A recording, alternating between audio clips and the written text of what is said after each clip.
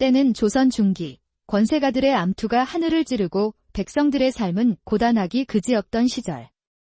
수도 한양의 가장 번화한 가에 자리한 이조판서 이정명 대감의 저택은 겉보기엔 위풍당당했으나 그 안에는 깊고 무거운 시름이 장막처럼 드리워져 있었습니다.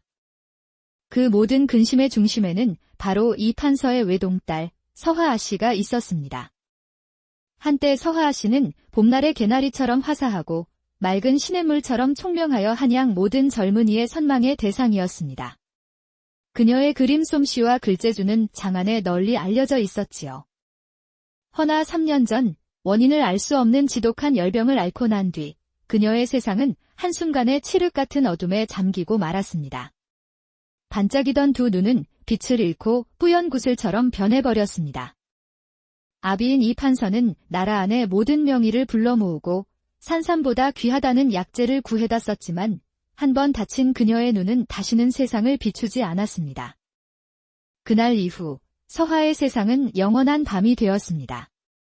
눈부신 아침 햇살도 담장 아래 핀 붉은 작약의 빛깔도 밤하늘의 휘영청 밝은 달도 그녀에게는 그저 옛 기억 속의 희미한 잔상일 뿐이었습니다. 처음에는 절망감에 몸부림쳤습니다. 앞이 보이지 않는다는 공포에 밤마다 비명을 지르며 잠에서 깨어났고 익숙했던 자신의 방 안에서조차 길을 잃고 넘어지기 일쑤였습니다. 차라리 나를 죽여주세요. 이리 눈뜬 장님으로 사느니 죽는 것이 100번, 1000번 낫습니다.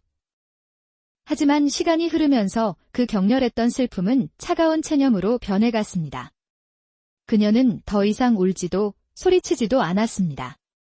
그저 텅 빈 눈동자로 허공을 응시하며 하루 종일 방 안에 미동도 없이 앉아있을 뿐이었지요. 그녀의 웃음소리가 사라진 집안에는 무거운 침묵만이 감돌았고 딸을 아끼던 이 판서의 얼굴에는 깊은 수심이 떠날 날이 없었습니다. 서화에게는 어린 시절부터 집안끼리 정한 정혼자가 있었습니다. 장래가 촉망되는 양반가의 자제 김도령이었지요. 두 사람은 비록 자주 만나지는 못했지만 서로에게 연서를 보내며 애틋한 마음을 키워왔습니다. 서화는 어둠 속에서도 김도령과의 혼례 날만을 손꼽아 기다렸습니다. 그가 자신의 빛이 되어 주리라 굳게 믿었던 것입니다. 그것이 그녀가 절망 속에서도 버틸 수 있었던 마지막 희망의 끈이었습니다. 하지만 그 희망의 끈은 너무나도 차갑고 매몰차게 끊어지고 말았습니다. 서화가 맹인이 되었다는 소식이 김도령의 집안에 전해지자 그들의 태도는 하룻밤 사이에 돌변했습니다. 몇 달 동안 아무런 소식도 없던 어느 날 김도령의 아버지가 보낸 하인이 서찰 한 통을 들고 이 판서 댁을 찾아왔습니다. 서찰의 내용은 간단하고도 잔인했습니다. 귀댁의 따님이 불행한 일을 당한 것은 참으로 안타까우나 장차 가문을 이끌어갈 아들의 아내로 안못 보는 일을 맞을 수는 없는 노릇입니다. 부디 현명한 판단을 내리시어 두 집안의 앞날에 누가 되는 일이 없도록 해주시길 바라오. 사실상의 파혼 통보였습니다. 서화의 아버지는 분노하여 서찰을 갈기갈기 찢어버렸지만 권세가 더 높은 김도령의 집안에 감히 항의조차 할 수 없었습니다. 이 소식을 전해 들은 서화는 그 자리에 얼어붙고 말았습니다. 눈물을 흘릴 기력조차 없었습니다. 세상의 빛을 잃은 것도 서러운데 이제는 믿었던 사랑마저 자신을 버린 것입니다. 그래. 장님 계집을 아내로 맡고 싶어 할 사내가 세상에 어디 있겠는가. 이것이 나의 운명인 것을. 서화는 속으로 되뇌며 쓴웃음을 지었습니다. 그날 이후 그녀는 식음을 전폐하고 자신의 방에 틀어박혔습니다. 마지막 남은 희망마저 사라진 그녀의 마음은 이제 정말로 아무것도 남지 않은 텅 빈 폐허가 되어버린 듯 했습니다. 그녀는 그저 조용히 이 길고 지루한 어둠의 끝에서 죽음이 찾아오기만을 기다릴 뿐이었습니다. 서화가 식음을 전폐하고 죽음만을 기다리던 어느 깊은 밤이었습니다. 만물이 잠든 고요한 시간, 그녀의 귀에 어디선가 애달픈 검은고 소리가 들려왔습니다. 소리는 담장 너머 이 판서 댁 넓은 마당 한 구석에 있는 허름한 행랑채에서 들려오는 듯 했습니다. 그곳은 집안의 일을 돌보는 머슴들이나 길을 가던 나그네들이 잠시 머물다 가는 곳이었지요. 검은고 가락은 전문 연주자의 그것처럼 화려하거나 기교가 넘치지는 않았습니다. 오히려 투박하고 서툴렀지요. 하지만 그 서툰 가락 속에는 말로 표현할 수 없는 깊은 슬픔과 위로의 정서가 담겨 있었습니다. 마치 연주자 역시 깊은 시름에 잠겨 자신의 마음을 거문고 줄에 실어 풀어내는 듯 했습니다. 그 애달픈 가락은 칠흑 같은 어둠 속에서 길을 잃고 헤매던 서화의 마음에 작은 등불처럼 다가왔습니다. 그녀는 자신도 모르게 숨을 죽이고 그 소리에 귀를 기울였습니다. 이상하게도 그 거문고 소리를 듣고 있으면 타는 듯이 아팠던 가슴이 조금은 진정되는 듯 했습니다. 이 세상 어딘가에 자신처럼 아파하고 슬퍼하는 이가 있다는 사실이 작은 위안이 되었던 것일까요? 그날 이후 거문고 소리는 밤마다 어김없이 들려왔습니다. 어떤 날은 구슬프게 울었고 어떤 날은 분노에 찬 듯 격렬하게 울렸으며 또 어떤 날은 모든 것을 체념한 듯 담담하게 울렸습니다. 서화는 그 소리를 자장가 삼아 잠이 들었고 아침이면 그 소리를 기다리며 눈을 떴습니다. 얼굴도 이름도 모르는 그 연주자는 소리를 통해 서화의 유일한 벗이 되어주고 있었던 것입니다. 덕분에 서화는 조금씩 기력을 차리기 시작했습니다. 그녀는 다시 수저를 들었고 굳게 닫았던 방문을 열고 더듬더듬 마당으로 산책을 나오기도 했습니다. 그녀는 문득 궁금해졌습니다. 저토록 슬픈 가락을 연주하는 사람은 과연 누구일까? 어떤 사연을 가졌기에 매일 밤 저리도 애달프게 우는 것일까? 서화가 조금씩 기력을 회복하고 마당을 거닐기 시작하던 어느 맑은 날이었습니다. 그녀는 하녀의 부축도 마다하고 홀로 지팡이에 의지한 채 정원의 꽃향기를 맡으며 천천히 걷고 있었습니다. 그녀가 정원 한쪽에 있는 작은 연못가에 다다랐을 때였습니다. 이끼 낀 돌뿌리에 발이 걸려 그만 중심을 잃고 앞으로 넘어질 뻔했습니다. 아! 짧은 비명과 함께 그녀의 몸이 기우는 순간 어디선가 나타난 단단한 팔이 그녀의 허리를 강하게 붙잡아 주었습니다. 아씨, 괜찮으십니까? 낮고 차분한, 하지만 어딘지 모르게 익숙한 목소리였습니다. 서화는 놀라 고개를 들었습니다. 그녀의 눈에는 아무것도 보이지 않았지만 자신을 부축하고 있는 사내의 존재를 느낄 수 있었습니다. 그의 손은 크고 따뜻했으며 굳은 살이 박여 거칠었지만 그 손길에서는 이상하리만치 깊은 안정감이 전해져 왔습니다. 나는 괜찮소. 고맙소이다. 이곳은 길이 험하니 조심하셔야 합니다.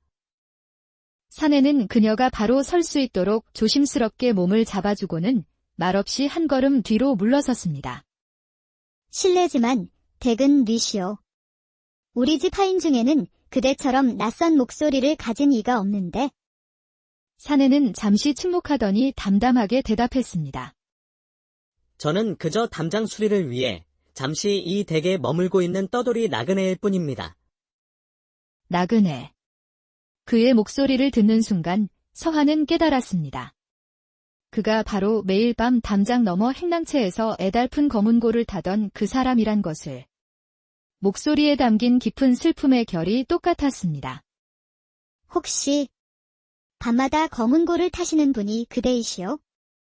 나그네는 놀란 듯 잠시 말이 없다가 이내 짧게 대답했습니다. 소인이 맞습니다. 혹소리가 너무 시끄러웠다면 사죄드립니다. 아니요. 그렇지 않소.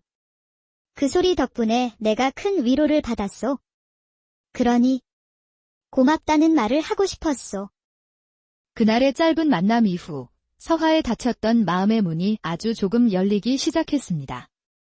그날의 만남 이후 나그네는 종종 서화의 곁에 머물렀습니다. 그는 담장 수리를 마쳤지만 떠나지 않고 이 판서의 허락을 받아 행랑채에 머물며 집안의 허드렛일을 돕기 시작했습니다. 서화의 아버지는 딸의 얼굴에 조금씩 생기가 도는 것을 보고 그의 체류를 묵인해 주었지요. 나그네는 서화의 눈이 되어 주었습니다. 서화가 정원을 산책할 때면 그는 그림자처럼 그녀의 곁을 따르며 세상의 풍경을 소리로 그려주었습니다. 아씨, 지금 아씨의 발치에는 하얀 민들레 홀씨가 피어 있습니다. 바람이 불면 저 홀씨들이 춤을 추듯 하늘로 날아오를 것입니다. 저기 들리는 새소리는 꾀꼬리입니다. 깃털이 샛노란 빛이라 아주 곱지요. 지금 매화나무 가지에 앉아 짝을 부르고 있습니다. 오늘은 한방눈이 소리 없이 내리고 있습니다. 온 세상이 하얀 비단으로 뒤덮인 듯 고요하고 아씨의 머리카락 위에도 작은 눈송이가 내려앉았습니다. 그의 설명은 시와 같았습니다. 그는 단순히 보이는 것을 묘사하는데 그치지 않았습니다. 바람의 냄새, 흙의 감촉, 햇살의 따스함까지도 담담하고 따뜻한 목소리에 실어 그녀에게 전해주었습니다. 서화는 그의 목소리를 통해 눈으로 보던 세상보다 더 풍요롭고 아름다운 세상을 마음으로 보기 시작했습니다. 그녀는 어둠 속에서 처음으로 보는 즐거움을 느끼게 된 것입니다. 그녀 또한 그에게 자신의 세상을 보여주었습니다. 그녀는 예전보다 더 열심히 검은고를 탔습니다. 그녀의 연주는 이제 더 이상 슬프지만은 않았습니다. 때로는 나그네가 묘사해준 지저귀는 새소리를 담기도 하고 때로는 시냇물이 흐르는 경쾌한 소리를 담기도 했습니다. 나그네님, 이것이 제가 오늘 본 세상의 소리입니다. 들리시나요? 들립니다. 아씨. 아씨의 마음이 들립니다. 두 사람은 그렇게 소리와 언어를 통해 서로의 세상을 공유하고 교감했습니다. 그들의 관계는 신분을 넘고 눈에 보이는 장벽을 넘어 오직 마음과 마음으로 이어지는 깊고 순수한 것이었습니다. 서화의 얼굴에는 3년 만에 처음으로 진정한 미소가 피어났습니다. 함께하는 시간이 길어질수록 서화와 나그네의 마음속에는 단순한 우정을 넘어선 애틋한 감정이 싹트기 시작했습니다. 두 사람은 신분의 차이와 각자의 처지를 잘 알고 있었기에 차마 그 마음을 입 밖으로 내지는 못했습니다. 하지만 서로를 향한 연정은 소리 없는 소리처럼, 보이지 않는 눈빛처럼 그들의 주위를 맴돌았습니다. 어느 날 서화가 용기를 내어 물었습니다. 나그네님, 어찌하여 제게 이름 한번 알려주시지 않나요? 제가 나그네님을 부를 수 있는 이름을 갖고 싶습니다. 나그네는 잠시 침묵하더니 씁쓸한 목소리로 대답했습니다. 이름 같은 건 제게는 이미 오래전에 사라진 것입니다. 아씨. 저는 그저 아씨 곁에 잠시 머물다 가는 이름 없는 바람이라 생각하십시오. 바람에게는 이름이 필요치 않으니 말입니다. 그의 말 속에 깊은 사연이 숨겨져 있음을 서화는 느낄 수 있었습니다. 나그네 역시 마찬가지였습니다. 그는 서화의 곁에 있을 때면 자신이 쫓기는 신세라는 사실도 자신의 암울한 미래도 잊을 수 있었습니다. 서화의 맑은 영혼과 꺾이지 않는 강인함은 어둠 속을 헤매던 그의 삶에 한 줄기 빛이 되어 주었습니다. 그는 그녀의 작은 손을 잡아주고 싶었고 슬픔에 젖은 어깨를 감싸 안아주고 싶었습니다. 하지만 그는 그럴 수 없었습니다. 자신은 언제 떠날지 모르는 떠돌이이자 위험한 비밀을 간직한 죄인이었기 때문입니다. 보이지 않아도 느낄 수 있고 말하지 않아도 알 수 있는 그런 소리 없는 사랑이 두 사람의 마음속에서 조용히 자라나고 있었습니다. 딸의 얼굴에 다시 웃음꽃이 피고 날마다 건강해지는 모습을 보며 이 판서는 처음에는 그저 기뻐했습니다. 하지만 그 변화의 이유가 천한 떠돌이 머슴 때문이라는 것을 알게 되자 그의 얼굴은 싸늘하게 굳어졌습니다. 양반가의 교수가 그것도 판서 댁 외동딸이 일개 머슴과 정답게 이야기를 나누는 모습은 가문의 명예를 중시하는 그로서는 도저히 용납할 수 없는 일이었습니다. 어느 날 저녁, 이 판서는 나그네를 자신의 서재로 불렀습니다. 내 이놈, 내 분수를 잊은 것이냐? 감히 어느 안전이라고 내 딸 주변을 맴도는 것이냐? 나그네는 말없이 고개를 숙였습니다. 내 너에게 마지막 기회를 주마. 내일 당장 이 집에서 떠나거라. 다시는 내 딸 눈앞에 나타나지 마라. 만약 내 명을 어긴다면 내 놈의 목숨을 보장할 수 없을 것이다. 그날 밤, 이 판서는 서화의 방으로 찾아와 딸에게도 엄하게 명했습니다. 서화야. 당장 그 천한 놈과의 인연을 끊거라. 그놈은 내가 어울릴 만한 위인이 못 된다. 아버님, 어찌하여 그러십니까? 그분은 제게는 은인과도 같은 분입니다. 아비의 말을 거역하려는 것이냐? 다시 한번 그놈과 함께 있는 모습이 내 눈에 띄었다가는 내 가만두지 않을 것이다. 아버지의 불호령이 떨어진 그날 밤, 서화는 잠을 이룰 수 없었습니다. 그녀는 몰래 방을 빠져나와 나그네가 거처하는 행랑채로 향했습니다. 행랑채에서는 어김없이 검은고 소리가 들려왔습니다. 그런데 그날의 가락은 유난히도 슬프고 처절했습니다. 마치 피를 토하는 듯한 절규처럼 느껴졌지요. 서화가 조용히 문을 열고 들어섰을 때 나그네는 검은고 타는 것을 멈추고 그녀를 돌아보았습니다. 어둠 속에서도 그의 깊은 고뇌와 슬픔이 느껴지는 듯 했습니다. 나그네님, 아버님께서 당장 떠나라고 하셨습니다. 나그네는 한참 동안 말이 없다가 쓴웃음을 지으며 말했습니다. 아씨의 아버님 말씀. 틀린 것은 아닙니다. 저는 위험한 자입니다. 제 곁에 있는 것만으로도 아씨께서는 위험해지실 수 있습니다. 저 또한 아씨처럼 빛을 잃은 몸입니다. 빛을 잃었다니요. 아씨께서는 두 눈의 빛을 잃으셨지만 저는 제 이름과 명예, 그리고 제 삶의 모든 빛을 잃었습니다. 한때는 저 또한 밝은 세상을 꿈꾸며 칼을 잡았으나 거대한 어둠에 휩쓸려 모든 것을 잃고 이렇게 어둠 속에 숨어 지내는 신세가 되었지요. 저는 이제 제 자신조차 믿을 수 없는 그림자 같은 존재일 뿐입니다. 그의 목소리에는 깊은 원한과 슬픔이 담겨 있었습니다. 서화는 그의 영혼이 얼마나 큰 상처를 입고 있는지 느낄 수 있었습니다. 그녀는 더 이상 그의 정체를 묻지 않았습니다.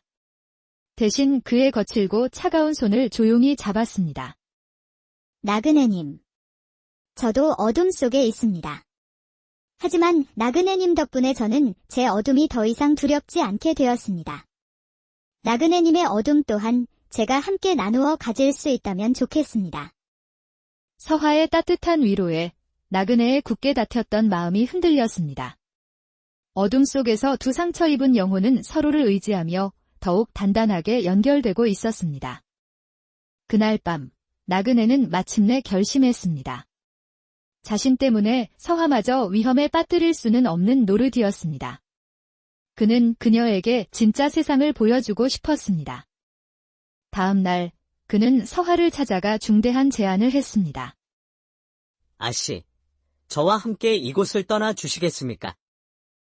이대로 가다가는 저는 결국 제 운명에 붙잡히고 말 것입니다.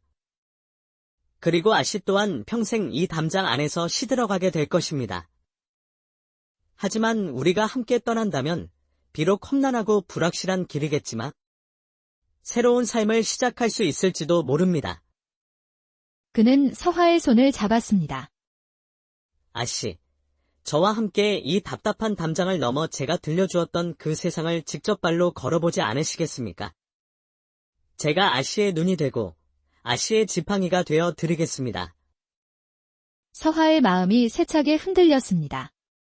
아버지의 곁을 떠나 앞 못 보는 몸으로 정체 모를 사내와 함께 미지의 길을 떠난다는 것은 상상조차 하기 어려운 일이었습니다. 하지만 그의 손에서 전해져 오는 따뜻함과 그의 목소리에 담긴 진심이 그녀의 두려움을 녹이고 있었습니다. 그녀는 이 사내와 함께라면 어둠 속에서 서로의 빛이 되어줄 수 있을 것 같았습니다. 가겠습니다. 나그네님과 함께라면 어디든 가겠습니다. 두 사람은 그날 밤 모두가 잠든 틈을 타 야반도주하기로 약속했습니다. 그것은 세상의 모든 것을 등지고 오직 서로에게만 의지한 채 떠나는 위험하고도 무모한 약속이었습니다. 약속한 밤이 되었습니다. 서화는 하녀의 옷으로 갈아입고 작은 보따리 하나만을 챙겨 몰래 자신의 방을 빠져나왔습니다. 담장 밑 후문에서는 나그네가 그녀를 기다리고 있었습니다. 하지만 그들의 위험한 도주는 시작부터 순탄치 않았습니다. 그들이 골목을 막 벗어나려 할 때 어둠 속에서 검은 복면을 쓴 자객 서너 명이 나타나 그들의 앞을 가로막았습니다. 네 이놈, 무진. 감히 아직도 살아 있었구나. 순순히 목을 내놓아라. 서화는 무진이라는 이름에 놀라 곁에 있는 나그네를 바라보았습니다. 바로 그때 나그네의 분위기가 완전히 달라졌습니다. 평소에 과묵하고 슬픔에 잠겨있던 모습은 온데간데없고 그의 온몸에서 뿜어져 나오는 날카로운 살기와 위압감은 마치 잘 벼려진 칼날과도 같았습니다. 그는 순식간에 서화를 등 뒤로 보호하며 품속에서 작은 단도를 뽑아 들었습니다. 너희들은 최진사의 개들이로구나. 그의 목소리는 얼음처럼 차가웠습니다. 다음 순간 눈으로 좁기 힘든 싸움이 벌어졌습니다. 나그네, 아니 무지는 현란한 몸놀림으로 자객들의 공격을 피하며 그들의 급소를 정확히 노렸습니다. 그는 단순한 떠돌이가 아니었습니다. 고도로 훈련된 조선 최고의 내금이 무관이었습니다. 잠시 후 모든 소리가 멎었습니다. 자객들은 모두 쓰러져 있었고 무진만이 거친 숨을 몰아쉬며 서 있었습니다. 나그네님. 아니, 무진 나리. 대체 이게 어찌 된 일입니까? 무진은 깊은 한숨을 내쉬며 마침내 자신의 정체를 털어놓았습니다. 그는 사실 억울한 영모 누명을 쓰고 쫓기는 신세의 전직 내금이 무관이었던 것입니다. 그리고 그는 서화의 아버지 이판서와 권세가 최진사가 꾸민 거대한 비리 사건의 유일한 목격자이자 증인이었습니다. 몇 년 전 강직한 성품으로 임금의 총애를 받던 한 장군께서 역모로 몰려 가문이 멸족당했습니다. 그 모든 것을 꾸민 자가 바로 최진사, 그리고 아씨의 아버님이셨습니다. 저는 당시 그 장군님의 휘하에 있던 무관이었습니다. 주군의 억울함을 밝히려다 저 또한 역도로 몰려 가족과 동료를 모두 잃고 쫓기는 신세가 되었지요. 무진의 입을 통해 드러난 진실은 너무나도 끔찍하고 충격적이었습니다. 그러나 가장 끔찍한 진실은 아직 남아있었습니다. 그리고 아씨의 눈을 멀게 한 것도 바로 그 최진사의 소행입니다. 네. 최진사는 제가 아씨 댁 주변을 맴도는 것을 알고 저와 아씨가 연정을 나누는 사이라 오해했습니다. 그래서 아씨를 제게서 떼어놓고 동시에 아버님을 영원히 자신의 소나귀에 넣기 위해 의원을 매수하여 아씨의 탕약에 몰래 독을 탔던 것이오. 서화는 그 자리에 주저앉아 오열했습니다. 자신의 불행이 단순한 병이 아니라 추악한 권력 다툼 속에서 계획된 잔인한 계략의 결과였다는 사실에 몸서리쳤습니다. 그리고 그 중심에 자신의 아버지가 있었다는 사실은 그녀를 더욱 깊은 절망의 나락으로 떨어뜨렸습니다. 한편 딸이 정체 모를 사내와 야반도주했다는 소식에 이판서 댁은 발칵 뒤집혔습니다. 이판서는 처음에는 가문의 명예에 먹칠을 했다며 딸을 원망하고 분노했습니다. 하지만 며칠 후 최진사로부터 서신이 도착했습니다. 자네의 딸과 역적무진이 함께 도주했더군. 일이 된 것은 유감이나 이제 자네와 나는 한 배를 탄 몸 내 지시대로 움직여 그들을 내 손에 넘기게. 그리하면 자네의 죄는 묻지 않겠네. 서신을 읽은 이판서의 손이 부들부들 떨렸습니다. 그는 그제야 모든 진실을 깨달았습니다. 자신의 어리석은 욕망이 딸을 얼마나 끔찍한 불행으로 내몰았는지 깨닫고 피눈물을 흘렸습니다.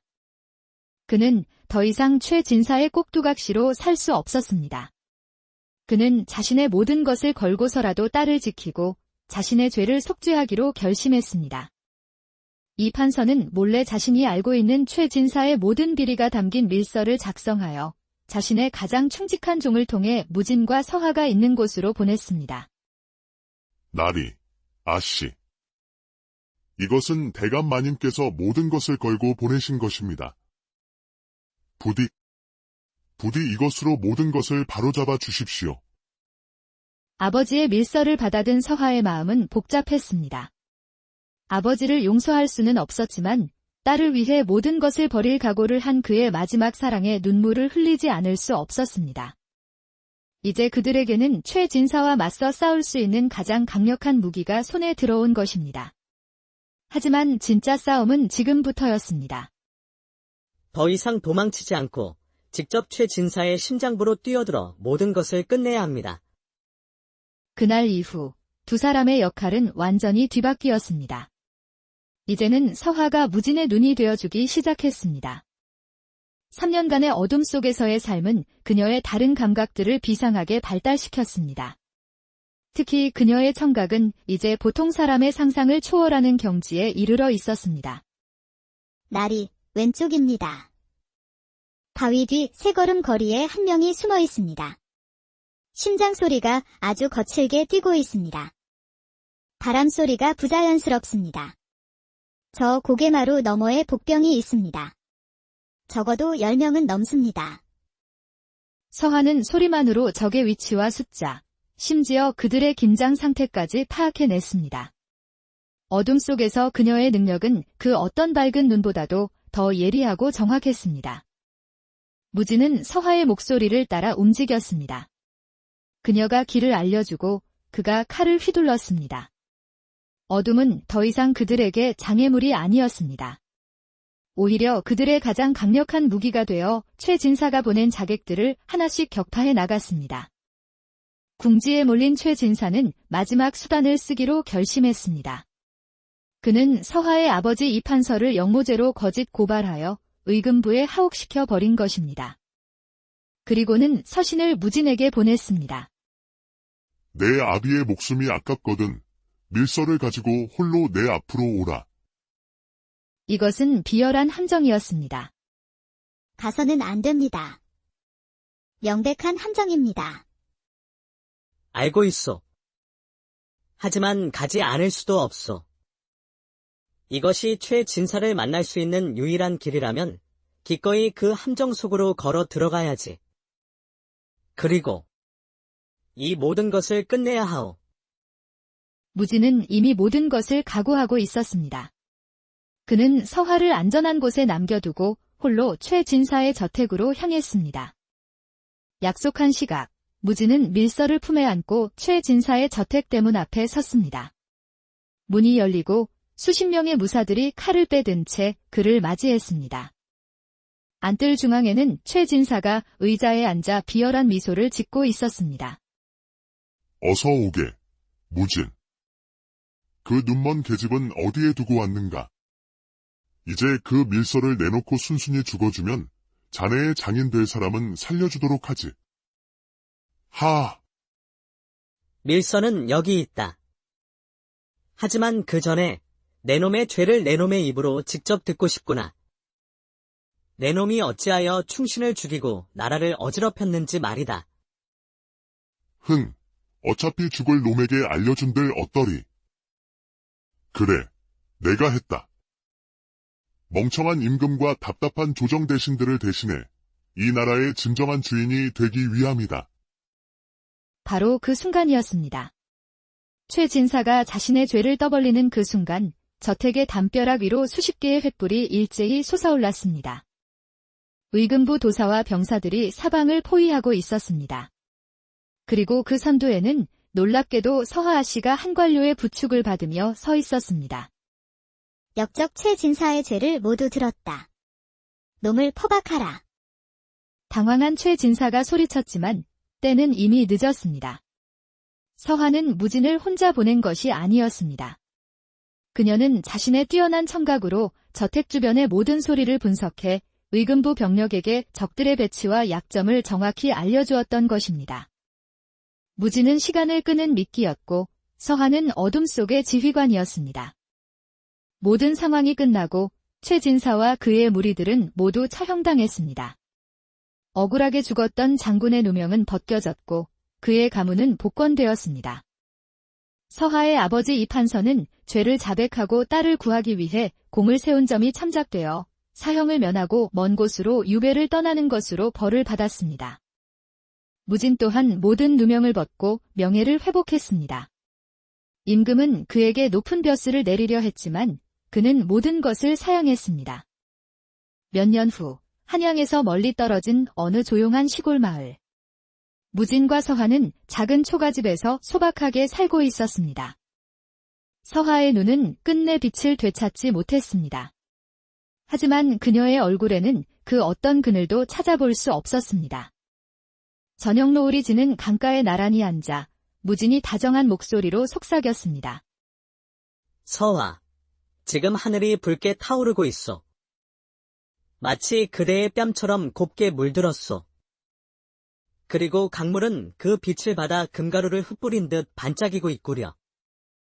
서하는 무진의 손을 꼭 잡고 그의 목소리에 담긴 세상을 가만히 들으며 환하게 미소 지었습니다. 네, 나리. 제 눈에도 다 보입니다. 나리의 마음으로 보는 세상은 언제나 이리도 아름답군요. 비록 세상의 빛은 잃었지만 서로의 마음속에서 더 큰 빛을 찾아낸 두 사람. 그들의 사랑은 어둠 속에서 피어난 한 송이 꽃처럼 그 어떤 시련에도 꺾이지 않고 때는 조선 중기 권세가들의 암투가 하늘을 찌르고 백성들의 삶은 고단하기 그지없던 시절. 수도 한양의 가장 번화한 가에 자리한 이조판서 이정명 대감의 저택은 겉보기엔 위풍당당했으나 그 안에는 깊고 무거운 시름이 장막처럼 드리워져 있었습니다. 그 모든 근심의 중심에는 바로 이 판서의 외동딸 서하아 씨가 있었습니다. 한때 서하아 씨는 봄날의 개나리처럼 화사하고 맑은 시냇물처럼 총명하여 한양 모든 젊은이의 선망의 대상이었습니다. 그녀의 그림 솜씨와 글재주는 장안에 널리 알려져 있었지요. 허나 3년 전 원인을 알 수 없는 지독한 열병을 앓고 난 뒤 그녀의 세상은 한순간에 칠흑 같은 어둠에 잠기고 말았습니다. 반짝이던 두 눈은 빛을 잃고 뿌연 구슬처럼 변해버렸습니다. 아비인 이 판서는 나라 안의 모든 명의를 불러 모으고 산삼보다 귀하다는 약재를 구해다 썼지만 한 번 다친 그녀의 눈은 다시는 세상을 비추지 않았습니다. 그날 이후 서하의 세상은 영원한 밤이 되었습니다. 눈부신 아침 햇살도 담장 아래 핀 붉은 작약의 빛깔도 밤하늘의 휘영청 밝은 달도 그녀에게는 그저 옛 기억 속의 희미한 잔상일 뿐이었습니다. 처음에는 절망감에 몸부림쳤습니다. 앞이 보이지 않는다는 공포에 밤마다 비명을 지르며 잠에서 깨어났고 익숙했던 자신의 방 안에서조차 길을 잃고 넘어지기 일쑤였습니다. 차라리 나를 죽여주세요. 이리 눈뜬 장님으로 사느니 죽는 것이 100번, 1000번 낫습니다. 하지만 시간이 흐르면서 그 격렬했던 슬픔은 차가운 체념으로 변해갔습니다. 그녀는 더 이상 울지도 소리치지도 않았습니다. 그저 텅 빈 눈동자로 허공을 응시하며 하루 종일 방 안에 미동도 없이 앉아있을 뿐이었지요. 그녀의 웃음소리가 사라진 집안에는 무거운 침묵만이 감돌았고 딸을 아끼던 이 판서의 얼굴에는 깊은 수심이 떠날 날이 없었습니다. 서하에게는 어린 시절부터 집안끼리 정한 정혼자가 있었습니다.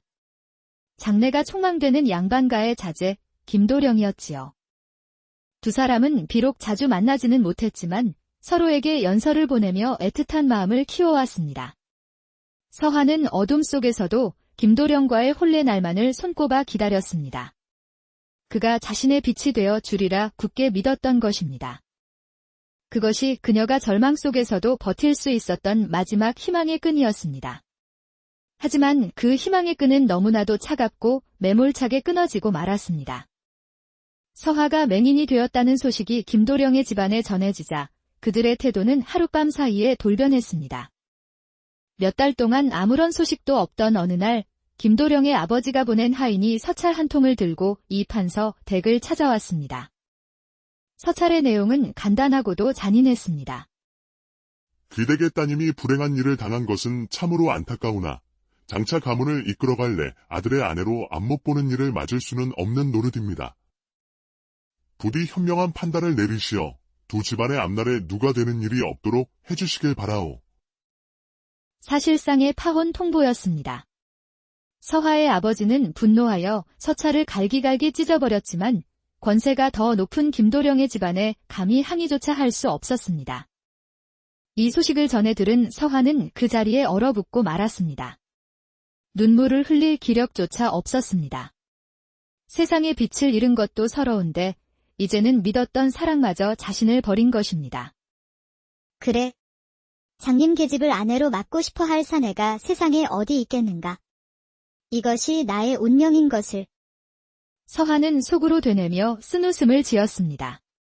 그날 이후 그녀는 식음을 전폐하고 자신의 방에 틀어박혔습니다. 마지막 남은 희망마저 사라진 그녀의 마음은 이제 정말로 아무것도 남지 않은 텅 빈 폐허가 되어버린 듯 했습니다. 그녀는 그저 조용히 이 길고 지루한 어둠의 끝에서 죽음이 찾아오기만을 기다릴 뿐이었습니다. 서화가 식음을 전폐하고 죽음만을 기다리던 어느 깊은 밤이었습니다. 만물이 잠든 고요한 시간, 그녀의 귀에 어디선가 애달픈 검은고 소리가 들려왔습니다. 소리는 담장 너머 잎한서 댁넓은 마당 한 구석에 있는 허름한 행랑채에서 들려오는 듯 했습니다. 그곳은 집안의 일을 돌보는 머슴들이나 길을 가던 나그네들이 잠시 머물다 가는 곳이었지요. 검은고 가락은 전문 연주자의 그것처럼 화려하거나 기교가 넘치지는 않았습니다. 오히려 투박하고 서툴렀지요. 하지만 그 서툰 가락 속에는 말로 표현할 수 없는 깊은 슬픔과 위로의 정서가 담겨 있었습니다. 마치 연주자 역시 깊은 시름에 잠겨 자신의 마음을 검은고 줄에 실어 풀어내는 듯 했습니다. 그 애달픈 가락은 칠흑 같은 어둠 속에서 길을 잃고 헤매던 서화의 마음에 작은 등불처럼 다가왔습니다. 그녀는 자신도 모르게 숨을 죽이고 그 소리에 귀를 기울였습니다. 이상하게도 그 검은고 소리를 듣고 있으면 타는 듯이 아팠던 가슴이 조금은 진정되는 듯 했습니다. 이 세상 어딘가에 자신처럼 아파하고 슬퍼하는 이가 있다는 사실이 작은 위안이 되었던 것일까요? 그날 이후 검은고 소리는 밤마다 어김없이 들려왔습니다. 어떤 날은 구슬프게 울었고 어떤 날은 분노에 찬 듯 격렬하게 울렸으며 또 어떤 날은 모든 것을 체념한 듯 담담하게 울렸습니다. 서화는 그 소리를 자장가 삼아 잠이 들었고 아침이면 그 소리를 기다리며 눈을 떴습니다. 얼굴도 이름도 모르는 그 연주자는 소리를 통해 서화의 유일한 벗이 되어주고 있었던 것입니다. 덕분에 서화는 조금씩 기력을 차리기 시작했습니다. 그녀는 다시 수저를 들었고 굳게 닫았던 방문을 열고 더듬더듬 마당으로 산책을 나오기도 했습니다.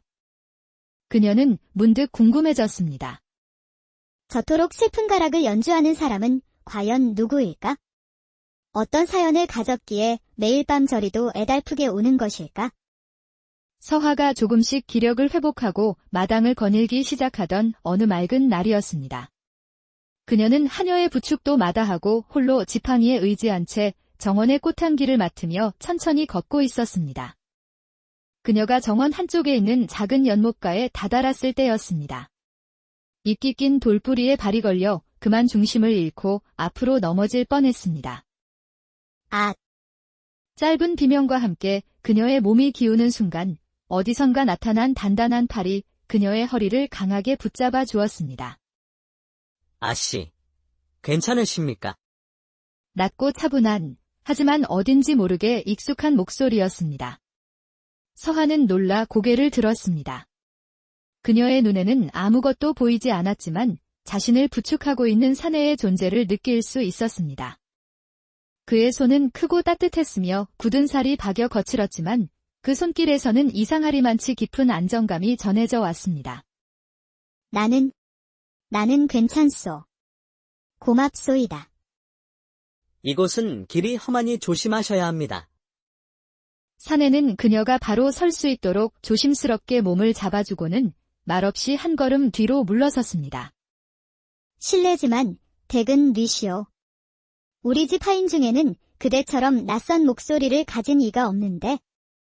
사내는 잠시 침묵하더니 담담하게 대답했습니다. 저는 그저 담장 수리를 위해 잠시 이 댁에 머물고 있는 떠돌이 나그네일 뿐입니다. 나그네. 그의 목소리를 듣는 순간 서화는 깨달았습니다. 그가 바로 매일 밤 담장 너머 행랑채에서 애달픈 검은고를 타던 그 사람이란 것을. 목소리에 담긴 깊은 슬픔의 결이 똑같았습니다. 혹시 밤마다 검은고를 타시는 분이 그대이시오? 나그네는 놀란 듯 잠시 말이 없다가 이내 짧게 대답했습니다. 소인이 맞습니다. 혹소리가 너무 시끄러웠다면 사죄드립니다. 아니요. 그렇지 않소. 그 소리 덕분에 내가 큰 위로를 받았소. 그러니 고맙다는 말을 하고 싶었소. 그날의 짧은 만남 이후 서화에 닫혔던 마음의 문이 아주 조금 열리기 시작했습니다. 그날의 만남 이후 나그네는 종종 서화의 곁에 머물렀습니다. 그는 담장 수리를 마쳤지만 떠나지 않고 이 판서의 허락을 받아 행랑채에 머물며 집안의 허드렛일을 돕기 시작했습니다. 서화의 아버지는 딸의 얼굴에 조금씩 생기가 도는 것을 보고 그의 체류를 묵인해 주었지요. 나그네는 서화의 눈이 되어 주었습니다. 서화가 정원을 산책할 때면 그는 그림자처럼 그녀의 곁을 따르며 세상의 풍경을 소리로 그려주었습니다. 아씨, 지금 아씨의 발치에는 하얀 민들레 홀씨가 피어 있습니다. 바람이 불면 저 홀씨들이 춤을 추듯 하늘로 날아오를 것입니다. 저기 들리는 새소리는 꾀꼬리입니다. 깃털이 샛노란 빛이라 아주 곱지요. 지금 매화나무 가지에 앉아 짝을 부르고 있습니다. 오늘은 한방눈이 소리 없이 내리고 있습니다. 온 세상이 하얀 비단으로 뒤덮인 듯 고요하고 아씨의 머리카락 위에도 작은 눈송이가 내려앉았습니다. 그의 설명은 시와 같았습니다. 그는 단순히 보이는 것을 묘사하는데 그치지 않았습니다. 바람의 냄새, 흙의 감촉, 햇살의 따스함까지도 담담하고 따뜻한 목소리에 실어 그녀에게 전해주었습니다. 서화는 그의 목소리를 통해 눈으로 보던 세상보다 더 풍요롭고 아름다운 세상을 마음으로 보기 시작했습니다. 그녀는 어둠 속에서 처음으로 보는 즐거움을 느끼게 된 것입니다. 그녀 또한 그에게 자신의 세상을 보여주었습니다. 그녀는 예전보다 더 열심히 검은 고를 탔습니다. 그녀의 연주는 이제 더 이상 슬프지만은 않았습니다. 때로는 나그네가 묘사해준 지저귀는 새소리를 담기도 하고 때로는 시냇물이 흐르는 경쾌한 소리를 담기도 했습니다. 나그네님, 이것이 제가 오늘 본 세상의 소리입니다. 들리시나요?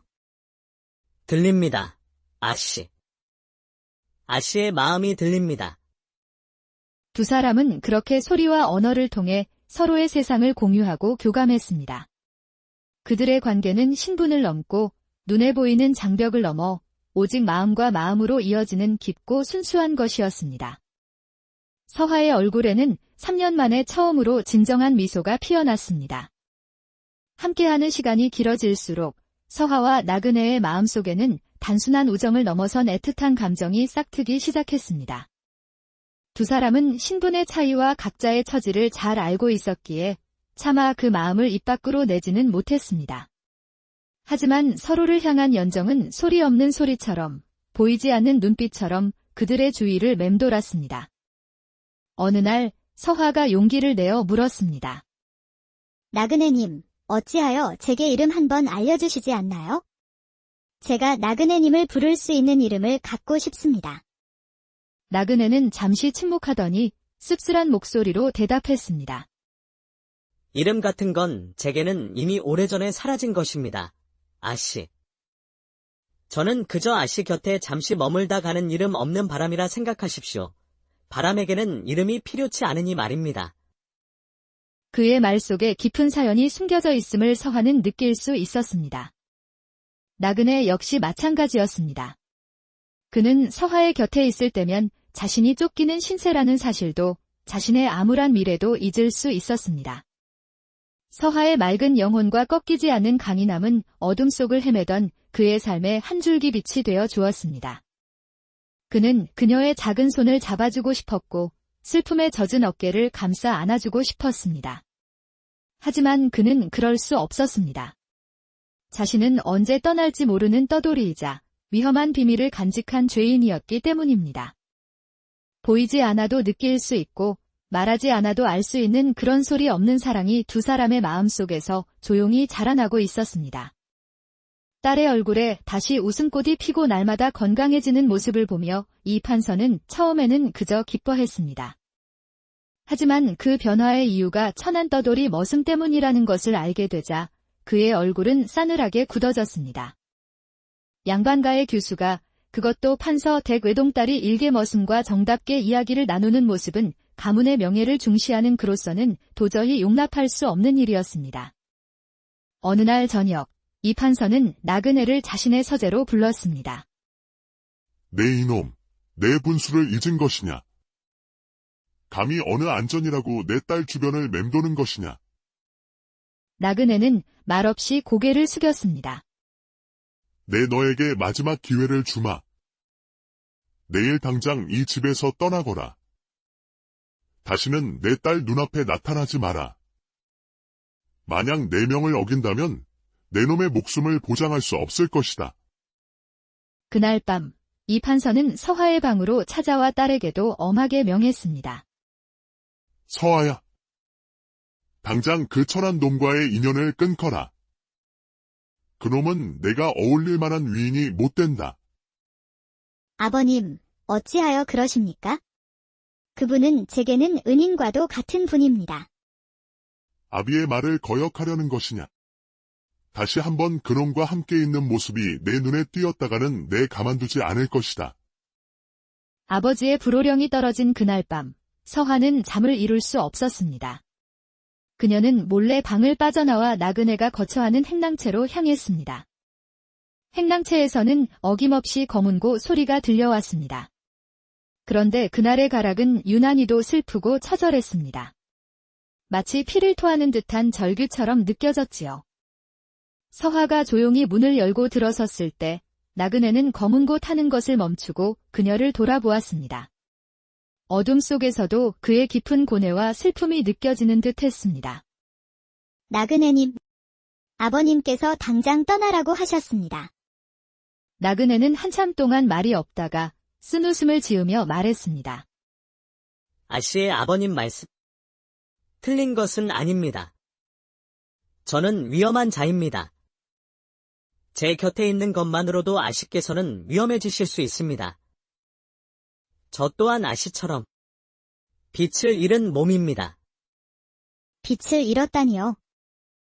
아씨께서는 두 눈의 빛을 잃으셨지만 저는 제 이름과 명예, 그리고 제 삶의 모든 빛을 잃었습니다. 한때는 저 또한 밝은 세상을 꿈꾸며 칼을 잡았으나 거대한 어둠에 휩쓸려 모든 것을 잃고 이렇게 어둠 속에 숨어 지내는 신세가 되었지요. 저는 이제 제 자신조차 믿을 수 없는 그림자 같은 존재일 뿐입니다. 그의 목소리에는 깊은 원한과 슬픔이 담겨 있었습니다. 서화는 그의 영혼이 얼마나 큰 상처를 입고 있는지 느낄 수 있었습니다. 그녀는 더 이상 그의 정체를 묻지 않았습니다. 대신 그의 거칠고 차가운 손을 조용히 잡았습니다. 나그네님. 저도 어둠 속에 있습니다. 하지만 나그네님 덕분에 저는 제 어둠이 더 이상 두렵지 않게 되었습니다. 나그네님의 어둠 또한 제가 함께 나누어 가질 수 있다면 좋겠습니다. 서화의 따뜻한 위로에 나그네의 굳게 닫혔던 마음이 흔들렸습니다.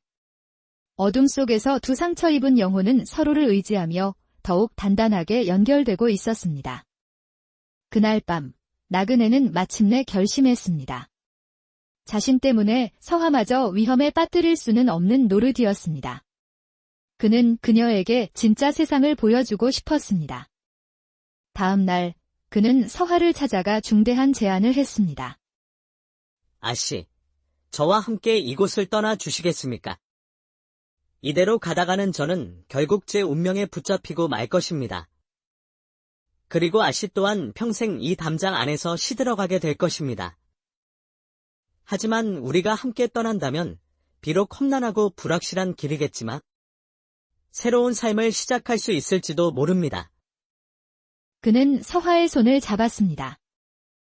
아씨, 저와 함께 이 답답한 담장을 넘어 제가 들려주었던 그 세상을 직접 발로 걸어보지 않으시겠습니까? 제가 아씨의 눈이 되고 아씨의 지팡이가 되어 드리겠습니다. 서화의 마음이 세차게 흔들렸습니다.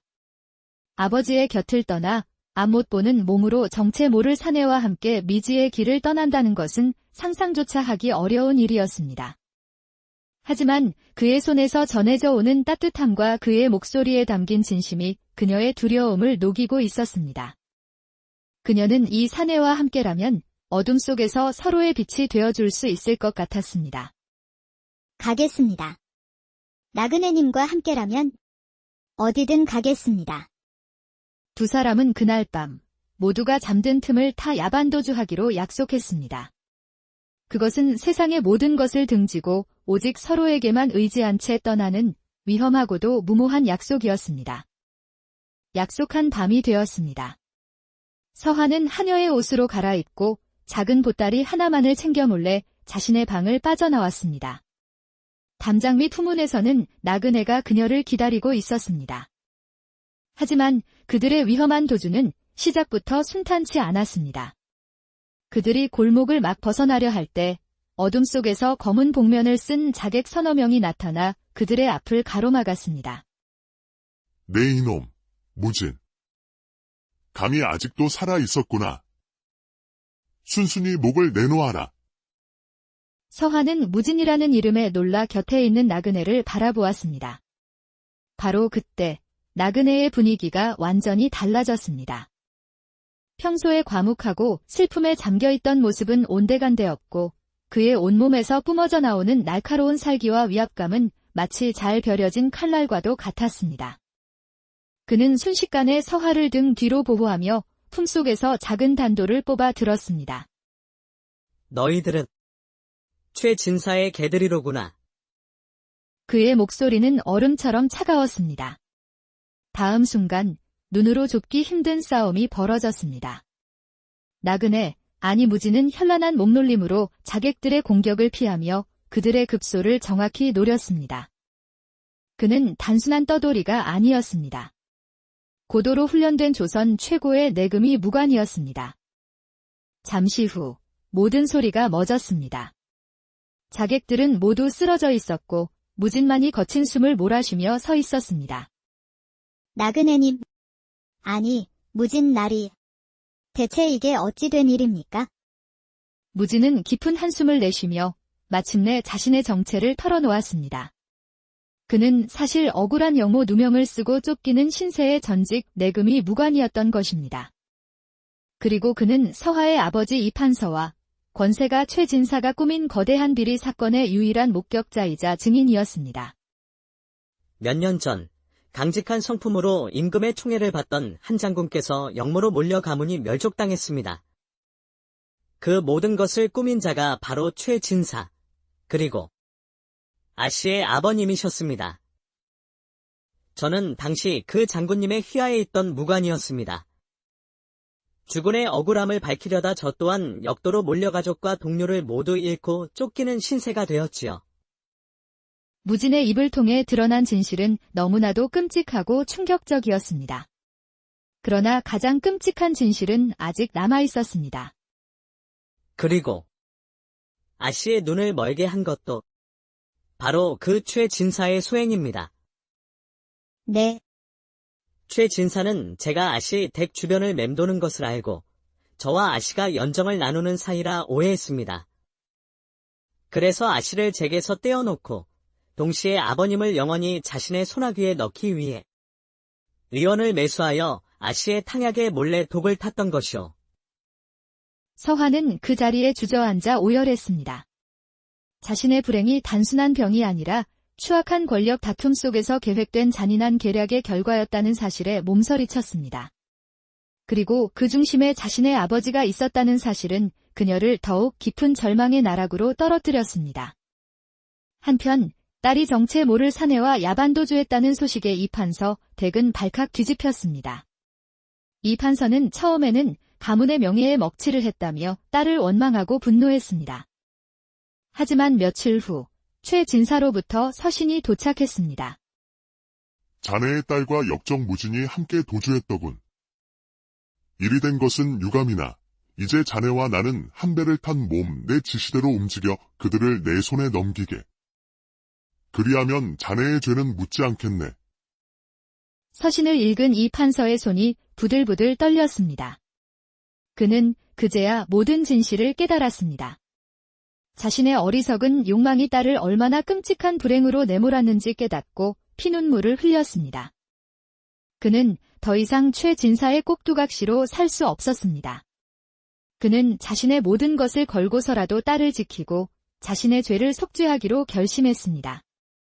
이 판서는 몰래 자신이 알고 있는 최진사의 모든 비리가 담긴 밀서를 작성하여 자신의 가장 충직한 종을 통해 무진과 서하가 있는 곳으로 보냈습니다.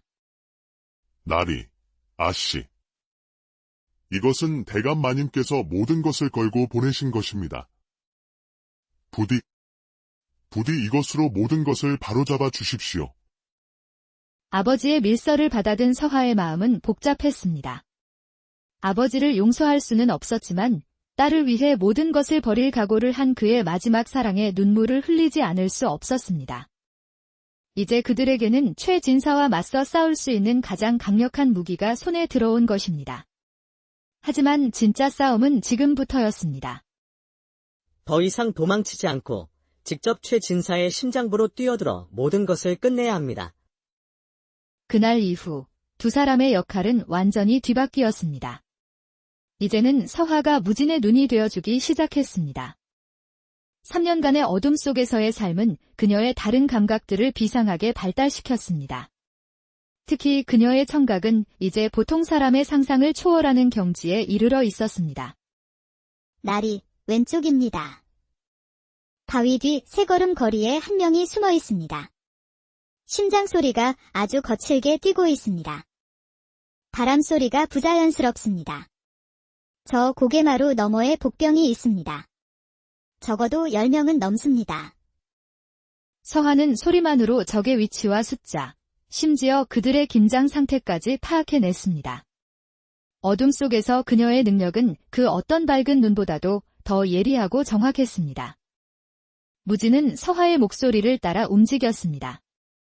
그녀가 길을 알려주고 그가 칼을 휘둘렀습니다. 어둠은 더 이상 그들에게 장애물이 아니었습니다. 오히려 그들의 가장 강력한 무기가 되어 최진사가 보낸 자객들을 하나씩 격파해 나갔습니다. 궁지에 몰린 최진사는 마지막 수단을 쓰기로 결심했습니다.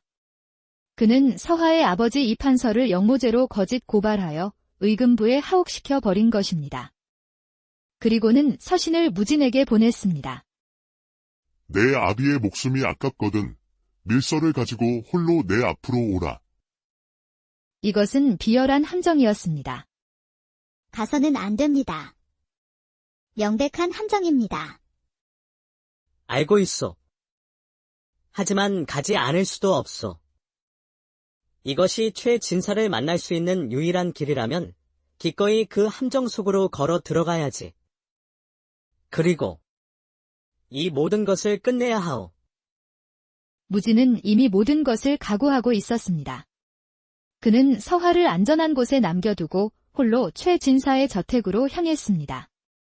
약속한 시각, 무진은 밀서를 품에 안고 최진사의 저택 대문 앞에 섰습니다. 문이 열리고 수십 명의 무사들이 칼을 빼든 채 그를 맞이했습니다. 안뜰 중앙에는 최진사가 의자에 앉아 비열한 미소를 짓고 있었습니다. 어서 오게, 무진. 그 눈먼 계집은 어디에 두고 왔는가? 이제 그 밀서를 내놓고 순순히 죽어주면 자네의 장인 될 사람은 살려주도록 하지. 하! 밀서는 여기 있다.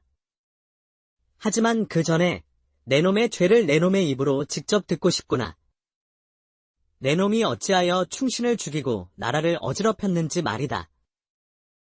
흥, 어차피 죽을 놈에게 알려준들 어떠리. 그래, 내가 했다. 멍청한 임금과 답답한 조정 대신들을 대신해 이 나라의 진정한 주인이 되기 위함이다. 바로 그 순간이었습니다. 최진사가 자신의 죄를 떠벌리는 그 순간 저택의 담벼락 위로 수십 개의 횃불이 일제히 솟아올랐습니다. 의금부 도사와 병사들이 사방을 포위하고 있었습니다. 그리고 그 선두에는 놀랍게도 서하 씨가 한 관료의 부축을 받으며 서 있었습니다. 역적 최진사의 죄를 모두 들었다. 놈을 포박하라. 당황한 최진사가 소리쳤지만 때는 이미 늦었습니다. 서하는 무진을 혼자 보낸 것이 아니었습니다. 그녀는 자신의 뛰어난 청각으로 저택 주변의 모든 소리를 분석해 의금부 병력에게 적들의 배치와 약점을 정확히 알려주었던 것입니다. 무진은 시간을 끄는 미끼였고 서하는 어둠 속의 지휘관이었습니다. 모든 상황이 끝나고 최진사와 그의 무리들은 모두 처형당했습니다. 억울하게 죽었던 장군의 누명은 벗겨졌고 그의 가문은 복권되었습니다. 서하의 아버지 이판서는 죄를 자백하고 딸을 구하기 위해 공을 세운 점이 참작되어 사형을 면하고 먼 곳으로 유배를 떠나는 것으로 벌을 받았습니다. 무진 또한 모든 누명을 벗고 명예를 회복했습니다. 임금은 그에게 높은 벼슬을 내리려 했지만